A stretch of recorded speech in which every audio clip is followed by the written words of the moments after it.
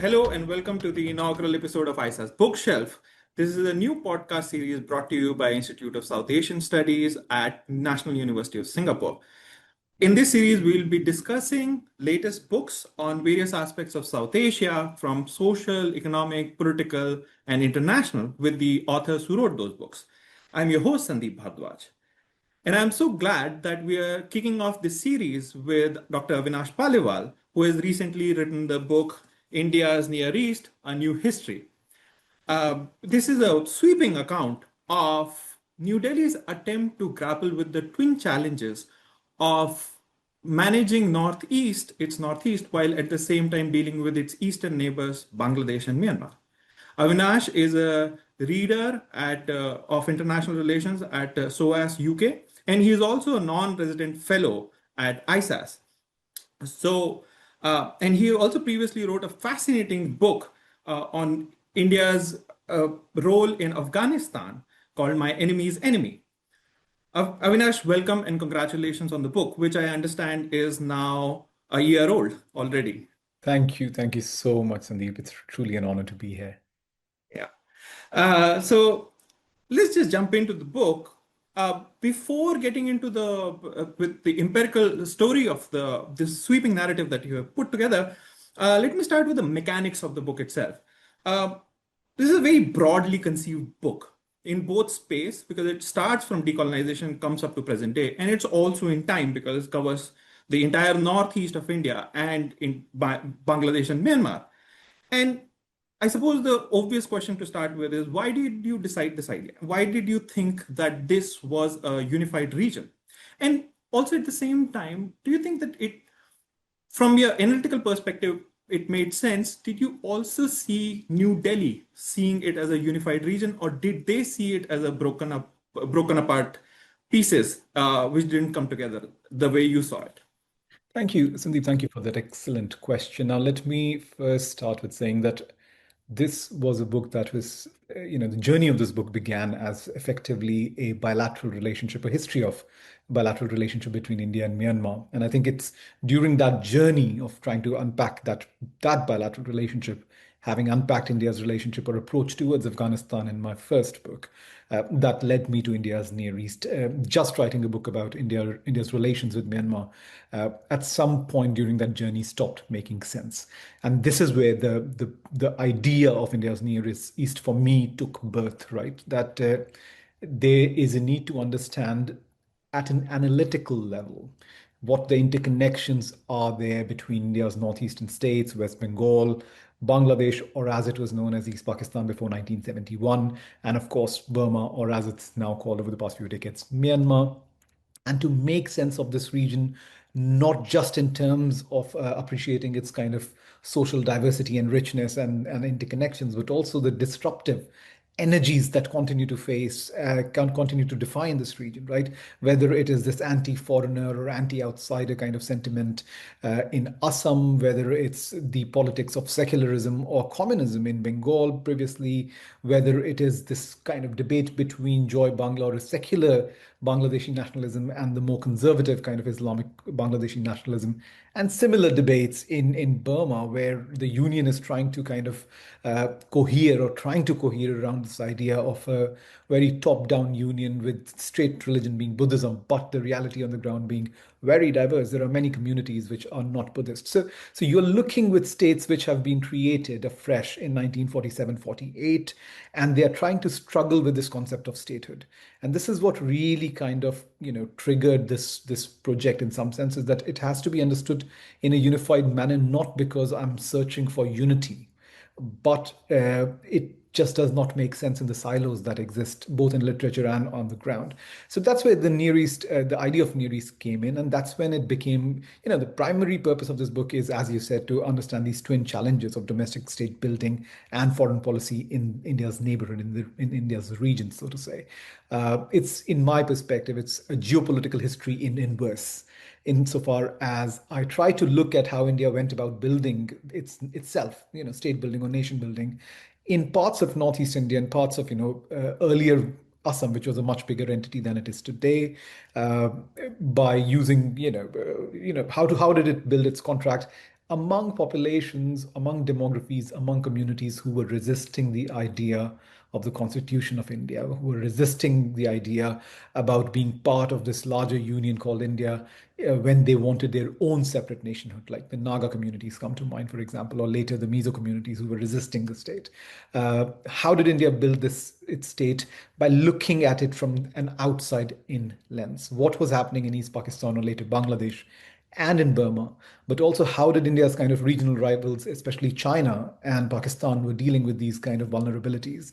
How does that shape India's kind of anxieties and aspirations to build itself in the Northeast? Similarly, the other aspect of the inverse geopolitical history is to look at India's sort of, foreign policy making in the region inside out. A lot of India's own domestic kind of constraints and kind of aspirations in northeast of India would shape its approach, foreign policy approaches towards Dhaka or Pakistan before 1971, a unified Pakistan, and towards Beijing. How do you deal with them? How do you, and of course, towards Rangoon or Naypyidaw today. So trying to unpack these two relationships is really kind of got me started. And there was also a literary need for this, right? This is a conversation which has not been had in that comprehensive a manner, in my view. There is, in fact, literature on this region is not scarce. This is a very rich body of literature on different aspects, different disciplines.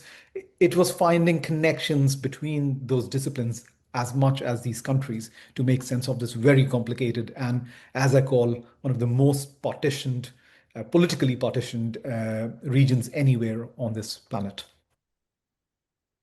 No, I get that. And I also understand that. I mean, of course, it is a region which only in 1930s and 40s get partitioned. Before that, there was some sort of a unity of political economic unity that existed.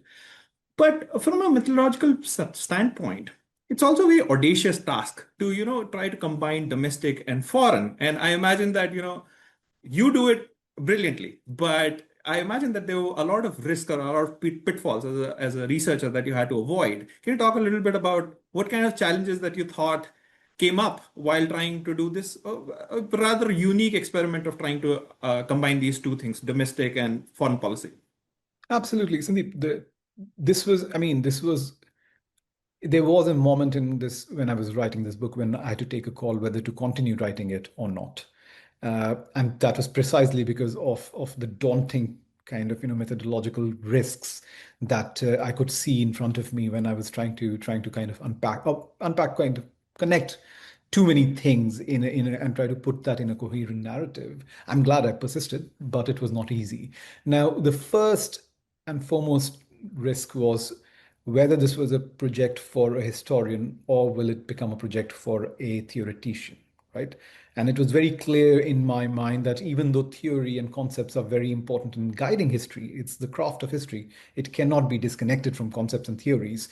This would be a historian's piece rather than a international relations theoretician's piece. So that imparted certain degree of kind of clarity to me that the empirics, the story will hold its ground if it's organized in a conceptually kind of sound fashion.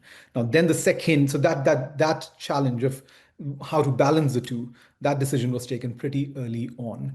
The second methodological risk, then is which there is a risk of overlap when you look at very powerful foreign policy narratives, processes, and then you look at equally powerful domestic political processes and economic processes, right? There is a risk of overlap in terms of you identify a moment in this larger canvas of historical canvas and you say that okay, perhaps this decision or non-decision was taken or not taken because of, let's say, external factors, but the reality could be different. It could be primarily driven by domestic needs rather than anything external, even though it's couched as external. And I saw that quite a lot happen, a lot of it happening during the course of the research of this book. I'll give you a very quick example. When India decided to sign the boundary treaty, the border treaty with Myanmar or Burma in 1967, this has traditionally been understood as a decision taken primarily to stabilize relationship with Burma, but also a signal to China at that point in time. And this is, we are talking peak Cultural Revolution China, so quite Hmm. quite aggressive China.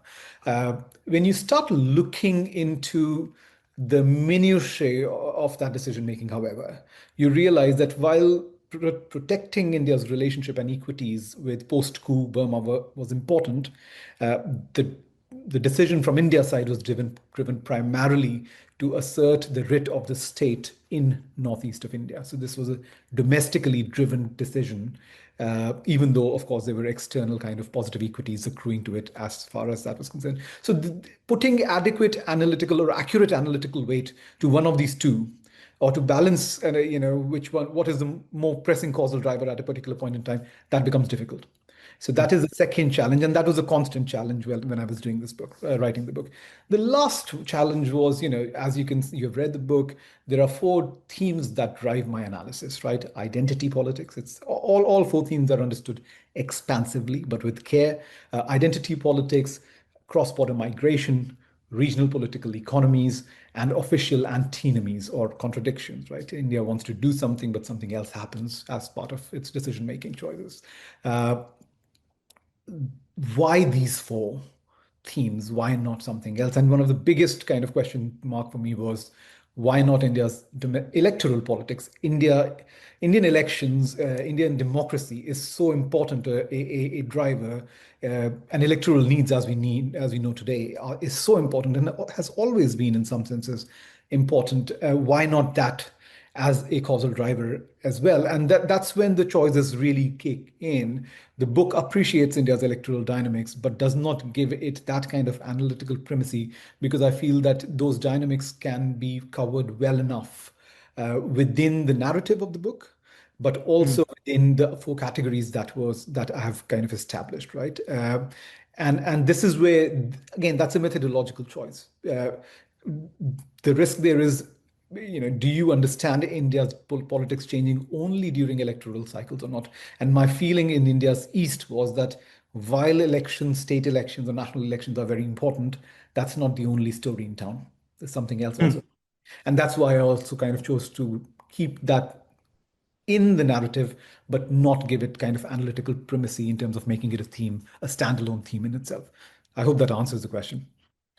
Yeah, it does. And as along with that, there's also the thing that this is a very well-researched book, while it is also a very gripping narrative. Um, but I think the expansion also goes not just in terms of the scope and the space that you're looking at, but also in terms of your characters. Because usually these kind of stories are very New Delhi centric and very PMO centric at that. You end up with a story which is basically just Prime Minister and their close aides and MEA officials. But you bring in a lot of different actors into the story, and that also speaks to your theory of how policy is made. So could you speak about that a little bit? Yes, I think one caveat I should mention, Sandeep, this is, in my view, look, I'm a scholar trained in international relations, which is, of course, a discipline within the wider kind of rubric of political science. So my training has, I mean, focus on state and kind of government officials who form part of the state, whether it's in India or in Bangladesh, Myanmar, that comes very naturally to me. And I'm quite conscious that that should not only be the case when driving analysis.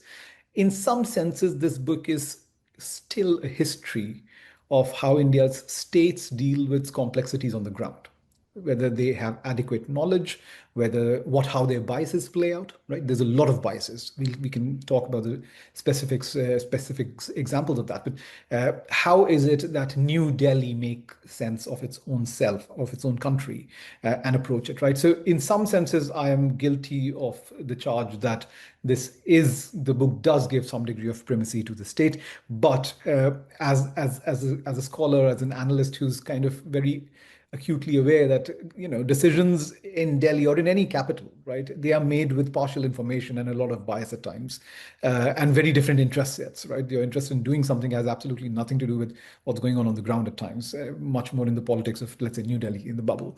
Uh, so that's where the local regional narratives from the grounds up become very, very important. These are not to be treated in some sense. This is not a top-down, bottoms-up thing, right? Those narratives are actually very important because when whatever policy directive comes from Delhi travels that far, it changes in its quality and its implementation is very different in reality, right? So I wanted to make sure that regional interlocutors, regional economic interests, both in political entities, whether it's in Assam or Manipur or Mizoram or Nagaland or elsewhere, or for Dhaka, whether it's in the Chittagong Hill Tracts or in the Kachin areas for Myanmar or Karen areas, those voices are given the due respect that they deserve across the book. That is something which I've strove for throughout the narrative, and to really say that look, there are community dynamics which are beyond the control of New Delhi and will almost always be beyond the control of New Delhi to a certain extent, even moving forward, and they have to be understood on their own merit. So if you ask me in terms of character cast, the intelligence history speaks a lot more. Suddenly, Indian spies. I mean, if we, in my view, India's intelligence history is a very underdeveloped field, and I think the spies deserve that kind of intellectual kind of appreciation. Whether you criticize them for what they do or you kind of support them, that's a different matter. But they play a very important role in executing. There's very important in instrumentalizing India's foreign policy choices, especially in the neighborhood. So that's the state, the government officials, the bureaucracy, the business interests. These are the broad category in one, and then are the regional interlocutors. And the third category of actors could be the community members who are being affected by these. So, and I think that the book is much richer because there are so many cast of characters that show up there. Although, keeping track of some of them becomes very difficult in the book because it's such a vast scope. And I don't think, if we turn to the actual history that you cover in the book, I don't think we can do justice to all of it. It's so vast. But let me pick up a couple of threads. So, I think we can start with Burma, which is one of the interesting points that you start with at the time of independence. That in one of the episodes that you highlight is India's involvement in Burmese Civil War immediately after in decolonization of South Asia. And the Indian intervention, which is basically very military in its nature, is very different from the kind of usual Nehruvian foreign policy that we hear about pan-Asianism and non-alignment. So how does India get involved in the Civil War, and what does it tell us about the larger challenges that India is facing in Northeast at the time, the Near East, sorry, at the time? Yeah. So firstly, I mean, this debate about Nehru being this idealist or realist. I think this debate has been settled for Yeah. for some time. This is a man he's practical. He's a practical man and a man with vision, right? In his view, this whole idea of Pan-Asianism, Afro-Asian unity, and non-alignment, they are absolutely not in any tension with India supporting militarily the government of Burma at 1949, right? In fact, it's part of that strategy, if nothing else. So there are two or three things happening over here, Sandeep. First of all, India has just become independent, and India has witnessed a lot of violence during that process. And it has realized that in 1948, when Burma became independent in January 1948, some of the issues of issues around what kind of a union Burma will be remained unsettled. Right? India got lucky that it signed this accord, the Haidari, accord with the Nagas, where the Naga question effectively was pushed by a decade to 1957, that we'll decide the status of Naga communities in the Union of India after 10 years. But that kind of a conversation really did not take place in Burma at that point in time. And Burma enters a civil war almost at the same time as it becomes independent in some sense. So there is a government in Rangoon led by UNU, who's a democratic, individual. He believes in parliamentary democracy in that sense at that point in time. He believes in a constitutional project. And this is a worldview which is very similar to that of Nehru, that we are a new state, we are a very poor state. Burma experienced huge amount of devastation during the Second World War, especially during the Japanese retreat. So how do we keep this union together, especially when you have armed communities of kind of ethnic minority communities, the Kachins, the Karens, who are armed, and the communists are very Mm. expressing their politics in a very kind of violent fashion. There was serious question marks about whether the state of Myanmar, as we know it today, and as it existed since 1948, there was a serious question mark in early 1949 whether it will survive at all. And there was a two-front kind of onslaught. One was coming from the Karen communities, the Karen nationalists, who were much more potent, and the communists, the CPB, right, who were primarily recruiting from the north of Burma. Now, Nehru had a choice to make that either you stay aloof, and Burma is important at that point, a lot more important than it is today, because Rangoon is one of the most important economic kind of junction, the Rangoon port for the Union of India, right? For India itself. Mm. So you have huge economic equities. You have the population of Rangoon is about 50 to 55% of Indian heritage. So there are huge links. So you have huge stakes. So either you remain aloof and let this play out, or you intervene, right? And that is when Nehru decides that, look, the costs of staying aloof are too high. We need to intervene, and we need to intervene in a military fashion now. India, and this is the first kind of military intervention that India made. It offered 125 tons of offensive military weapons to the Mm. government of Burma, and there were two reasons for this. One, to protect the state of Burma and its integrity, its sanctity from this kind of communist nationalist, current nationalist onslaught, but also to protect UNU as a fellow ideological co-ideologue in the constitutionalist project of the mid 20th century, which would become an alternative to like the European nation state model, right, where there's one nation, one state kind of a equation in multicultural societies like that of Burma, and to protect UNU not just against these adversaries, in terms of communists and the Karen, but also from his own military. Now, we know that the military junta is a very important political player in Burma. That was the case in 1949. Nehru wanted to empower UNU, sorry, in relation to General Navin, who was the vice chief and who had become the prime minister in 1949. Effectively, in Indian view, this was a modified military dictatorship already. So you need to protect your ally, UNU. So this is why there's a political purpose for that. And it's interesting that the advice Nehru gives to UNU is that, look, we're giving you a lot of weapons. We are also working with Pakistan to support you in this. Pakistan was on the same boat. They wanted the government in Burma to kind of survive. So was London, of course. The Commonwealth is important. He says that, look, if you have to choose, you must choose one enemy at a time.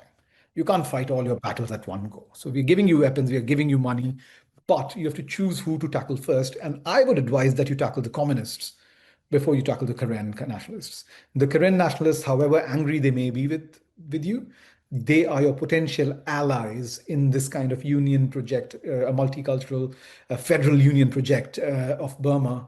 But the communists are not, because they're ideologically opposed to you.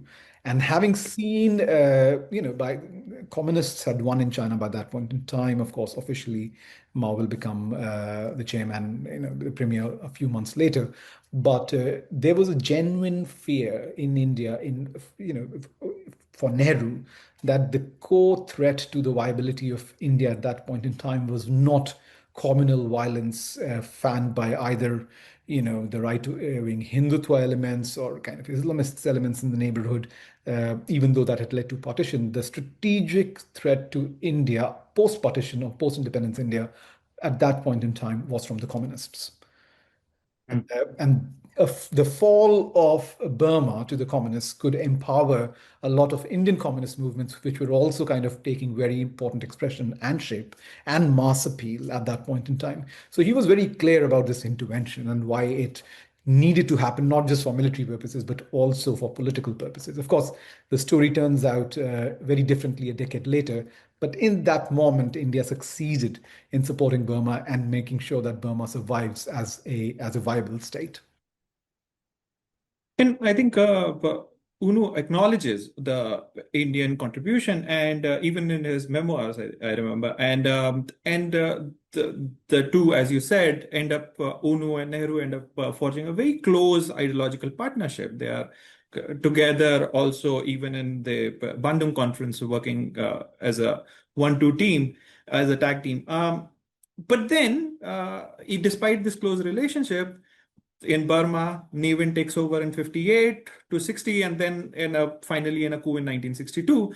And you have this shift from a very pro-Indian leader to a leader who is very, if not outrightly hostile towards India. And that's something that is a story that keeps on playing over and over again in India's Near East and in your book. So how does Nehru deal with that, and what kind of pattern does that set to for India's policy to deal with these kind of problems? See, Nehru's response to the 1962 coup, as much as to the 1958 sort of interregnum, let's call it that, it was a Mm, soft coup in some senses as well, was to just deal with the reality of what you have with you. I think that's where the real kind of true Nehru speaks out, that here is a man who has ideals, but he's not letting perfect be the enemy of what you have, or the good, or even at times the bad. That if you have to deal with what you have, you cannot change the situation on the ground yourself in Burma. You live with it and you try to figure out what you can do. You maximize the gains in a limited setup. What we do need to appreciate, Sandeep, is that by the time 1962 happens, India already has a good measure of Navin. I mean, India had a good measure of Navin even before. Even if Navin was wary of Indian influence or even of Chinese influence for that matter, right? Navin is just a very insular person, and that will become the destiny of the country in some senses after 1962. Uh, Navin realizes after, when he comes to power in 1962, two things have happened. Navin himself has warmed up to the idea that if and when he takes on power for a longish period of time, he needs to work with international, especially regional partners, both China and India. And the 1958 to 1960 period, the 2 years when he was in power, with agreement of UNU that, okay, I'll step aside as the civilian leader because of a lot of insurgency and a lot of instability, and you come in and run the country. He has already tasted power once before. This is the military leader, right? I mean, this is the rehearsal to the actual coup in 1962 in some senses, rehearsal of governance. It's a you can call it an internship of sorts, with true mm, power and governance. And he built a relationship with Nehru, he built a relationship with other Indian interlocutors. And what he showed to the Indian counterparts was that, look, because I have control over both money and gun, and all the political parties are trying to kind of work around the parameters that I will set as the chief, uh, I can get things done much quicker than any civilian counterpart of mine can. In some senses, the Pakistan issue, right? India faces a similar dilemma that if you really want to talk, anything, if you want Pakistan to deliver anything, it is the military establishment till today. It was the case, especially after the 1958 coup. A similar sort of a dynamic has developed. So, and UNU himself has become very insecure as a political figure by now, right? Because of Navin's assertion of power. So he realizes that his relationship with Nehru is not giving him enough domestic political dividend now in 1959, 1960 to outmaneuver Navin the way it did a decade ago in 1949, 1950. So he actually takes a much sharper pivot north towards the Chinese. And this mm, does not go down well with Nehru, right? And this is also a time when UNU shifts away from the more kind of secular constitutional project towards advocating Buddhism as the state religion. Now, Nehru's choice is that, look, if you want to deal with Buddhist nationalists who are non-democratic, then might as well work with the junta who at least gets things delivered than working with the civilian prime minister whose at least one hand is tied. And that dynamic is really what defines Nehru's approach towards Navin. That, look, we will deal with the junta, and the reason for that is simply that the Naga insurgency in India by that time has really taken off. Right, 1956, 57 is when the Naga insurgency kind of really sparks that scale. And to deal with individuals like Angami Zapufizo, to deal with his network of rebels and the various rebels that are crossing over from Indian territory, Nagaland, going into Burma, going at times to China from Burma using that route, you need the armed forces of Burma to work with you in this kind of counter-insurgency environment, right? UNU cannot support you. You need Navin for that. So these are the two or three practical considerations which will guide Nehru, but also the fact that UNU was not the ally in 1962 for India. in a political sense as he was perhaps in 1949 to 1952 period. No, and I think this is one of those stories that really highlights the connection between the Northeast concerns and how that is changing and how that is having an impact on the foreign policy and vice versa. Um, and how I think also these practical concerns in some way are in clash with the ideological consideration that they have in New Delhi. But let's move on to the East Pakistan story, which again, I think that one of the important contributions that your book makes to the conversation, which is that I think that generally thinking is that the 1971 Indian intervention and then the creation of Bangladesh was mostly contingent and kind of driven by the immediate events that were happening at the time. But you demonstrate that there was a history to it, and there was a kind of a maturing of this idea that conceivably Pakistan can be broken up in New Delhi. So, where does that story start? How does that idea come about? So that idea in different shapes and forms and to very little effect existed right from 1947, right? India, I mean, many Indian nationalists were not reconciled with the partition to start with, not just of East but also of West Pakistan. So I mean and they felt that East Pakistan is arguably, or East Bengal as it was then called in the early years of post-independence, was arguably you have a stronger case for reunification or unification, right, than with West Pakistan. So that narrative, that idea, you can see Nehru kind of trying to tell fellow Congress leaders in 1949 that, please, I appreciate where you're coming from in terms of doing things that would get East Pakistan back into the Indian fold, but now is perhaps not the right time for us to do it. So those conversations, to some shape, they exist. Even though Nehru is not very enthused, he does not put his weight behind that idea because he wants to focus on what you have right now again, right? When the language movement in 1952, where Pakistan goes through this process where uh, Liaquat Ali Khan is pressing, and other political leaders have been pressing for the past few years to make Urdu the national language. That is really the undoing of Pakistan in some senses, right? It's still reeling with those kind of pressures. That really kicks off a language movement in East Pakistan and East Bengal that you cannot take away Bengali, the language and the culture from us. And arguably, Pakistan had a case to make simply because you got more demographic weight thanks to East Pakistan. The population of East Pakistan was larger than West Pakistan. So the Bengalis the Bengali communities of Pakistan, united Pakistan, then felt that they are being shortchanged. They have got a very unfair deal thanks to this partition. Even in economic resources and access, all the goods are going to West Pakistan, and they're just kind of giving away. It's the narrative then was that East Pakistan is a colony of West Pakistan, truly. This movement really kind of sparks up the idea in some quarters in India that maybe there is something more to it than just an idea. What, and Nehru is still not interested. What would change Nehru's mind in terms of not really picking up a very offensive posture towards East Pakistan and kind of liberating it, but to at least not rubbishing this idea of there is a separation and something can be done about it, or looking at the regime type in Pakistan differently, are the 1954 state assembly elections or assembly elections in East Pakistan. The first time Pakistan held a democratic exercise after independence, in 1947 for Pakistan, was in 1954, was in East Pakistan. And here's the rub. The Muslim League, the PML, the Pakistan Muslim League, they lost that election comprehensively. The United Front, made up of local Bengali leaders of different political outlooks, right? Especially led by the troika of Fazlul Haq, Hossein Sohrawardi, and Maulana Bhashani. They really sweep those elections. This is in February, March 1954. And this really makes Nehru think that, look, a change of political guard in Karachi, where a Bengali prime minister supported in a coalition by Bacha Khan, the Pashtun, both of whom, these communities, the constituencies, are fairly well disposed towards Nehru and India. They don't want Kashmir to be the kind of dispute that exists, that it is.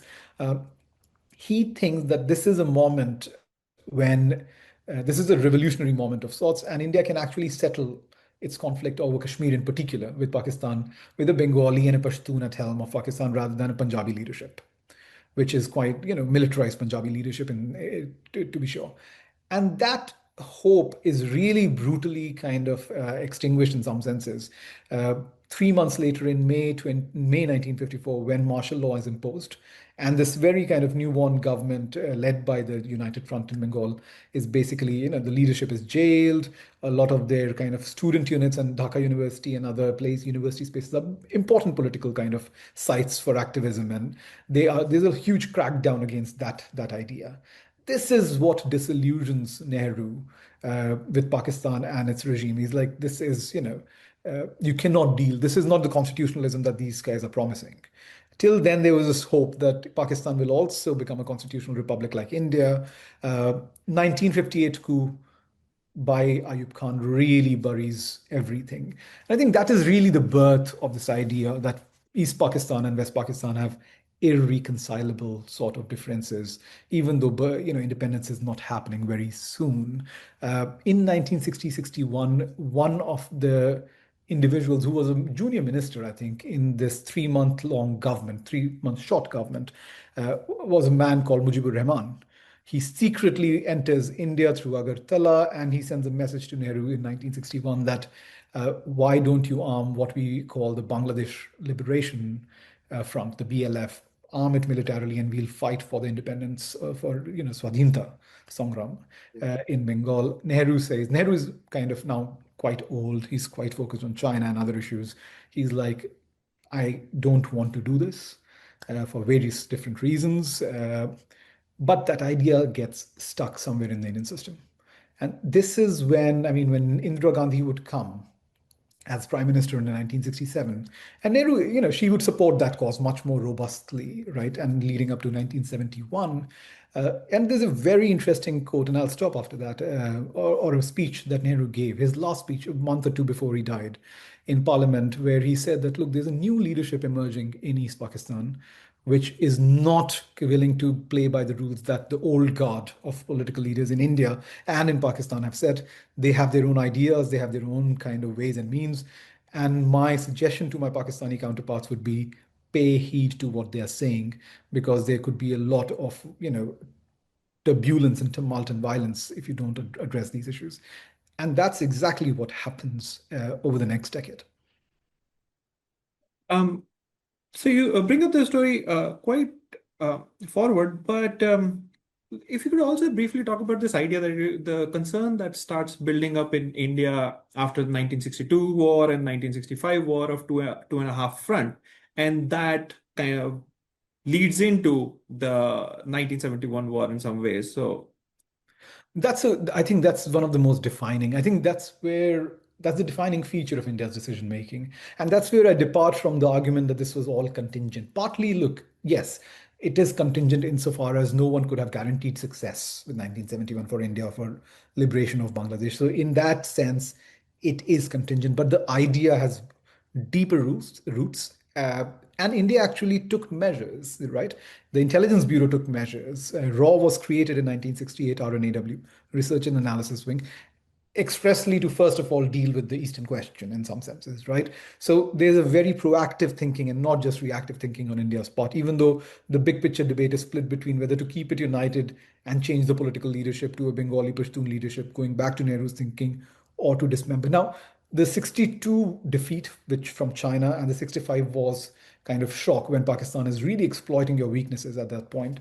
That really is a defining feature for India's strategic calculus in the sense that now India has realized that you are facing two conventional adversaries who are coordinating, who can jointly harass you and hurt you. And there was a reason for that, because in 1965, China did kind of operationalize some of its units on the boundary areas between India and Pakistan, increasing India's fears as to where this will go. Will we supposed to be fighting two countries together?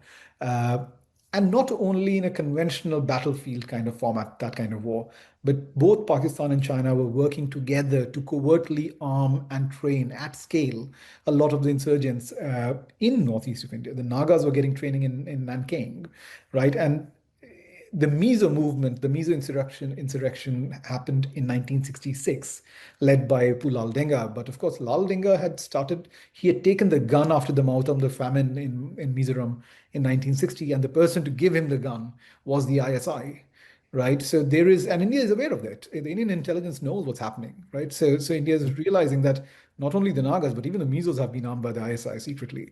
So you are fighting both conventional and subconventional warfare with two of your large neighbors. And you cannot have that kind of heat on all frontiers. So then the planning is that, okay, what is the easiest, relatively the easier kind of aspect to handle? You cannot kind of, you can not change the government in Pakistan directly. You cannot change the government in China, of course. You can fight them if war comes, but you don't want to enter a war either because it's not healthy for you. So what do you do is you need to figure out the half element of that is to make sure that at least your northeastern flank domestically is relatively stable, if not entirely secure.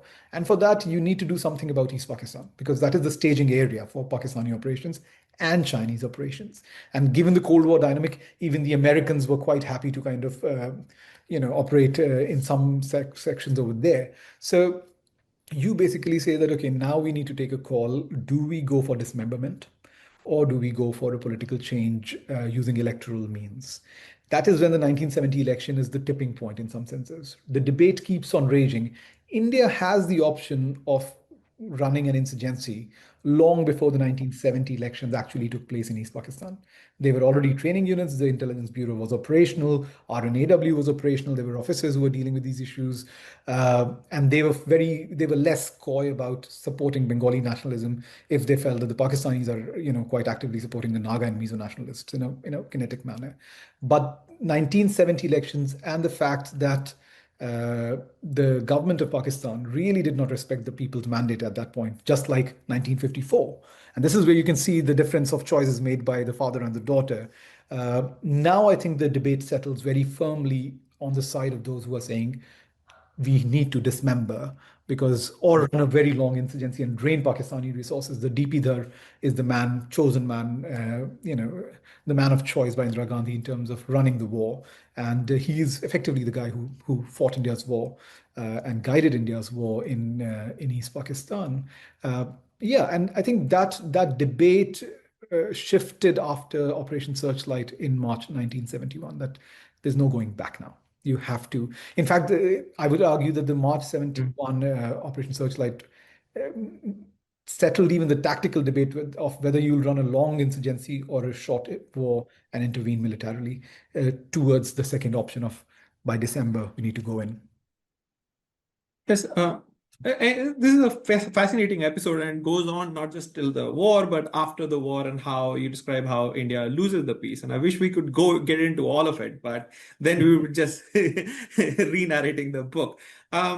Moving forward to 1990s and look east and major shift that happens. I think the economic aspect that comes in and this idea that we need to connect the connectivity, which still remains one of the primary ideas that in Northeast, connecting Northeast to these countries and creating some kind of an economic activity there, development idea there. This very interestingly you point out has been an idea that has been kicking around for a very long time. And it is to a certain degree a very obvious idea. Yeah. But still, it is not something that they are able to execute. And one thing that you begin your book with is that today India and the other two countries are more disconnected than they were at the time of independence. So why is there not this movement forward in connectivity issue? See, the idea of connectivity, just to kind of, thank you for pointing that out. The idea officially, I mean, unofficially, the idea was always there, right? I mean, uh, officially, the idea took form in 1968 when, Indian officials, senior officials, cabinet ministers were saying we should probably think of connecting northeast of India for developmental purposes to the Saitwe port in Arakan or Rakhine, as it is known today in Myanmar, and to Chittagong port, or have access to that. And similar debates are happening today, by the way, exactly the same debates. And of course, at that point, the idea was then Pakistan would want its two wings to be connected by rail routes or something through Indian territory. And of course, the politics of these ideas was such that none of this actually took shape. And of course, Bangladesh would be created in 1971. Uh, the fact that this idea is exactly what became Look East policy in 1991, led by then Prime Minister Narasimha Rao, in a very different context. World looked different, India looked different in 1991. Then became Act East policy in 2014, when the idea is still the same, Sandeep. That's the beauty of it. The Yeah. idea is exactly the same as it was envisioned in 68. The fact that it has not succeeded in that sense. There are two reasons. Firstly, I should acknowledge that India has succeeded in building a port in Saitwe, right? India does have access to the Chittagong port. Uh, India has built a lot of roads and rebuilt bridges and kind of rail connections with Bangladesh, especially over the past kind of decade during the Sheikh Hasina's kind of regime, not since its collapse. But this has always been a story of setbacks, more setbacks than success in some senses. Part of it is to do with India's own decision making and efficacies and capabilities. But part of it is also because of the politics on the ground in these countries, right? Things that are beyond India's control. So, first, I would identify one of the hindrances is the fact that when India did have the capability and the political space to build these infrastructural projects, either bureaucratic delays or technical kind of skill gaps or capability deficits at times that really stymied progress. This is the Myanmar story is a classic case, especially starting, let's say, 2008 to 2021 coup. That was a window where things were quite stable in a broadly speaking in Myanmar, and India could have really gone aggressively in building a lot of the land kind of trilateral highways and all the things that India wanted. But for various reasons, it did not deliver. And that created a lot of angst in Nepido saying that, look, we are open to you, but you're not doing. Partly also, this is a period where there is security issues on the Indian side of the border in northeast, in Manipur and Moreh. There's, if not necessarily insurgent violence, there's political turbulence. So the capability question and the political questions are not really meeting on the Indian side, even though Myanmar is open. And then, of course, post-coup Myanmar enters another civil war situation over the last 4 years. So even if now you have more capabilities and political will, you cannot do it because of the situation on the other side. Bangladesh is a similar story, slightly different insofar as India really capitalizes on those 15 years, more or less, of when Sheikh Hasina is in power from 2009 to 2024, right? It really starts to kind of invest huge amounts of money in building connectivity projects, in rebuilding all these small kind of railway lines which were basically bombed during the 1965 war, and rebuilding them between small towns just to enable local connectivity, getting access to the Chittagong port. And this is part of the larger Bangladeshi macroeconomic story that is taking off in the mid 2010s. India is very much part of that story, as are other countries like China. Uh, what India did not appreciate, or if it appreciated, felt that it could live with the cost, is that a lot of the trade that really expanded between India and Bangladesh during this period was skewed in favor of India. So the kind of trade deficit of $16 billion dollars roughly was the total trade, of which Bangladeshi exports to India was just 2 billion. The rest were Indian exports to Bangladesh, 14 billion. That's a huge asymmetry. It's good for Indian business, but it's really, really not good for Bangladeshi business. And Bangladeshi economy is standing on two legs. One is remittances coming from abroad, and second is the ready-made garment industry, which is an export-led industry, right? For a country which kind of is really taking pride in it being a key exporter of RMG to Western markets. Suddenly having a huge trade deficit with its immediate neighbor, it became a political flashpoint, and I think it would express itself in various different shapes and forms over the last year after Sheikh Hasina would be out of power. So I think this mismatch of political cycle, mismatch of capability, intent, and delivery sort of mechanisms, but also the contradictions or the antinomies of actually doing trade with your neighbor, the official Right. antinomies, for the lack of a good term here. That is really a defining feature of the contradictions that continue to limit connectivity. And finally, look, I believe that we can come to it later perhaps, but there is also the politics of India and Bangladesh and Myanmar has become very exclusionary. You cannot expect strategic geo-economic unity while also fostering social division. That just does not match. You cannot say that I don't want people moving across borders from Bangladesh to India or from Myanmar to India, whether it's for opportunity or fleeing risk or conflict in their home countries, but I want more connectivity. The two things just do not work. That's I think that's the biggest learning for me as far as this whole journey was concerned. That the politics often is militating against your policy imperatives. Yeah, and you bring that out very well in the book. In fact, I think that coming to the present day, the two factors that you think that you bring out in the book as now playing out importantly are China and Hindu nationalism. I mean, they have always been there in the background, but now they've really come to the fore. So I think there has been a lot of discussion about how the Chinese factor is working in this region, but how is the Hindu nationalism and rise of Hindu nationalism in India, how is that interacting with this I region and think the challenges?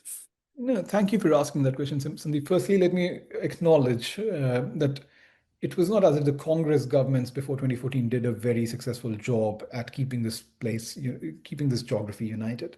I think in some senses, the 2014 to 2019 period of the Modi government was actually pretty successful. If you look at it, they went ahead and said that we want to bring the entirety of Northeast under the so-called, the Hindu nationalist umbrella. It's the Parivar, right? And we want to work with, of course, the Muslim question is a different one, but we want to work with states which are Christian-dominated states, effectively, right? Especially Nagaland. There are huge, sizable Christian minorities in Manipur, in Mizoram, in Meghalaya. So you need to work with them, although there are social friction and there are, all sorts of the politics on the ground is, of course, fractious at times, but you don't want to other them in that sense, right? They're part of the union. And that was they built contracts, literally social contract, the political contract that the BJP governments also had with, whether it's the Kuki outfits who are now fighting, who have been fighting with the Methi outfits for the past kind of, year or two.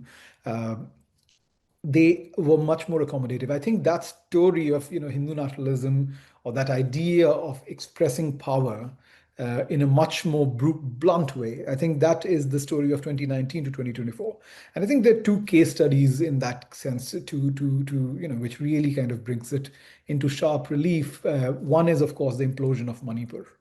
Now, of course, I would be very loath to say that Hindu nationalism is the only cause. It's not. This is a very fragile state. It has been a fragile state for a long time.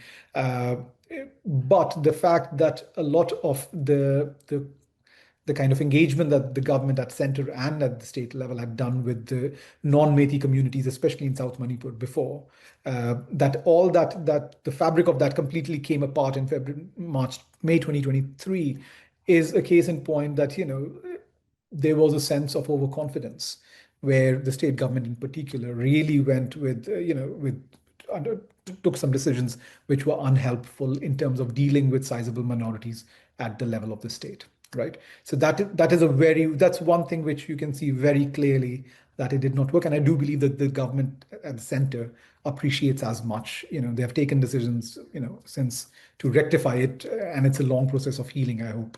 And the other thing is Assam. Assam's politics has become very, very polarized over the last 5, 6 years, right? The whole idea, the policy of pushback. We are hearing reports where people are literally physically being pushed back. Who these people are, I don't know, but they are being called, allegedly they are Bangladeshi nationals.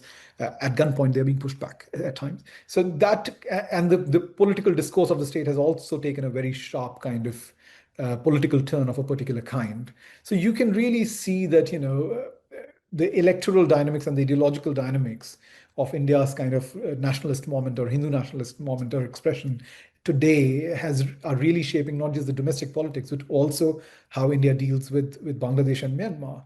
There is, India is not only working with the junta in Myanmar today, it always has since 2021, but also there is at a political non-state level synergies between how Hindu nationalists would view Islam and Christianity and violence and acceptance of, and resistance to statehood of both the Union of India and Union of Myanmar, and that of the Buddhist Sangha or the Buddhist nationalists, right? So you can see those kind of synergies, political ideological synergies, even though the relationship between Hindutva and political kind of Buddhist nationalism is an uncomfortable one. But there's a common enemy of sorts in that sense. And with Bangladesh, you can see over the last year, India's approach towards Bangladesh has been very, very circumspect, right? There is a very deep-rooted fear that the collapse of the Sheikh Hasina's regime, thanks to that student movement that took place, that has not really brought any political or any strategic dividend. In fact, it has brought a lot of risk as far as India is concerned. And it is true that the larger shift towards the Islamic right in Bangladesh is a new reality. The students have formed a political party which is much more conservative. This is not like 1968 France, where a very progressive student movement is taking place against. This is actually a conservative student body, which is trying to figure out which shade of Islamist kind of politics it wants to kind of really practice here, and has a very fractious view, I mean, relationship with India, and a very kind of particular view about India as of today. So back to as where we were, social divisions and strategic kind of geo-economic unity, it just does not go hand in hand. And we have seen for obvious reasons, the despite building all these connectivity projects, today India Bangladesh trade has actually dropped because they have both sides have actually stopped exports and imports through certain entry points and certain exit points over the border. So this is unfortunately the story. We are in a phase of setback. Hopefully that will change. Yeah, I must although credit you about this. I think the book came out before fall of Sheikh Hasina, and you were very prescient in terms of warning the overinvestment that New Delhi has done in Sheikh Hasina, and that's that part of the story. But and I think this is now that we have come to the present, this is a good time to end. So I want to end with a last question. Um, it is a story, if you see on a long term, a story of, as you say, of suboptimal outcomes and a lot of setbacks and failures. And how much of that do you think is just the cards that were dealt geographically and politically here, or how much of that was coming out of New Delhi's choices? Because I imagine from a policymaker's perspective, I know that as a historian, I've heard you say that you loathe to give specific policy recommendations. But thinking about how much of this is out of your control or how much of this is within your control, thinking about that, I think would be a helpful way of thinking about policy.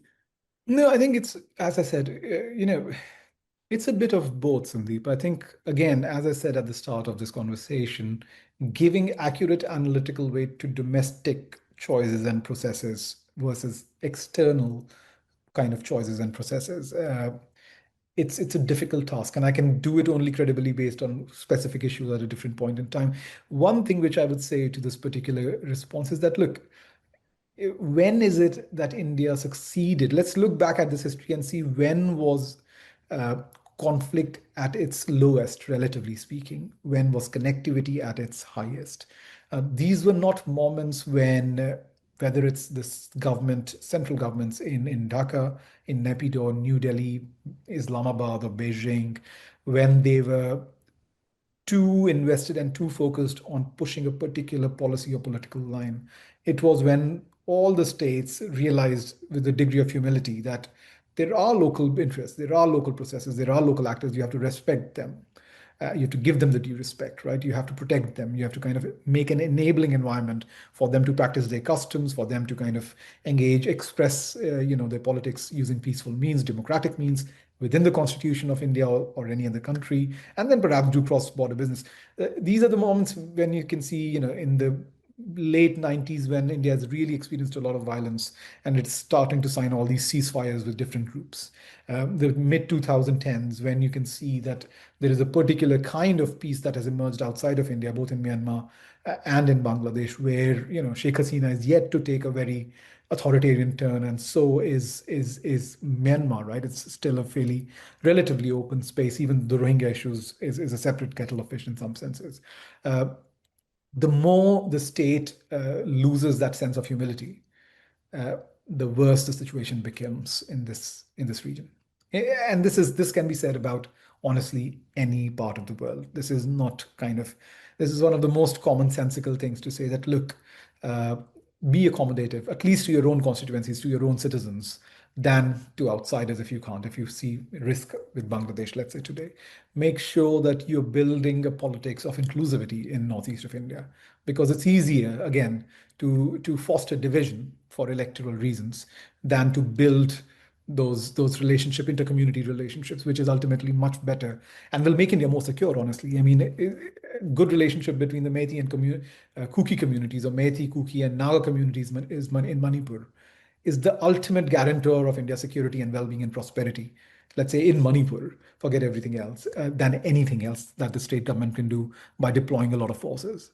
So that's my learning. Again, uh, it's easy for me as a historian to say this. When you're taking those decisions, it's difficult, and I do, the stakes are very high when you're taking those decisions as well. So, not all of the decisions that India took, which led to kind of real pushback, so to say, were not all ill-intended either. And this is where the idea of antinomies really kicks in.